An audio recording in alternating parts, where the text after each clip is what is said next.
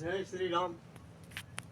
આજે ફાગણ મહિનાની બીજ છે.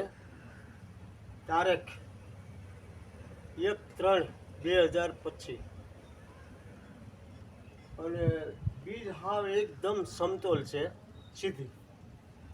એટલે પૃથ્વી વચ્ચોવચ્ચ આવી ગઈ ગણાય. સેન્ટરમાં નહીં ઉત્તર બાજુ નમેલી, નહીં દક્ષિણ બાજુ નમેલી, સમતોલમાં છે. સમતોલમાં આવી જાય એટલે બીજ કહી દે કે સમતોલ છે. બીજ જ સમતોલ થઈ જાય. નકર નમેલી હોય ગમે એ બાજુ, જે બાજુ નમેલી હોય એ બીજ બતાવે છે કે પૃથ્વી ક્યાં છે. એ બીજ બતાવે છે. અત્યારે હાવ સમતોલમાં છે એટલે પૃથ્વી પ્રમાણે સિદ્ધમાં જ હોય.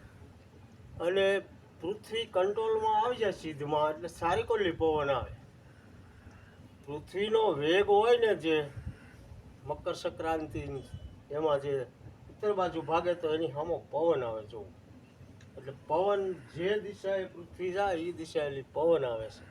અત્યારે કંટ્રોલમાં છે એટલે ચારે દિશના વાય એટલે તાપમાન વધારે લાગે. જો સવારમાં તડકો હોય તો સાંજનો ઝાકળી પવન થઈ જાય. ઝાકળી પવન થાય ને તાપમાન હોય એટલે ગમે એ મોલ મળાતમાં હવા આવે. એનું કારણ છે કે ભેજ હોય ને, મળાતને ભેજ જવે જ છે ને, એમ સૂકી હવાય હોવી જોઈએ.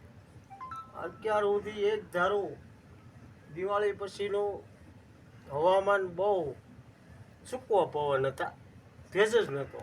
ભેજ આ 15-20 દિવસથી વધારે આવે છે. આ રીતે જ રહે.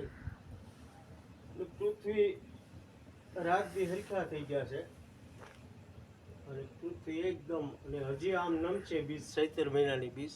એટલે આમ વધારે તાપમાનમાં પૃથ્વી જાય પછી વર્ષા ઋતુ બાજુ નમશે. એ વૈશાખ મહિનામાં નમે.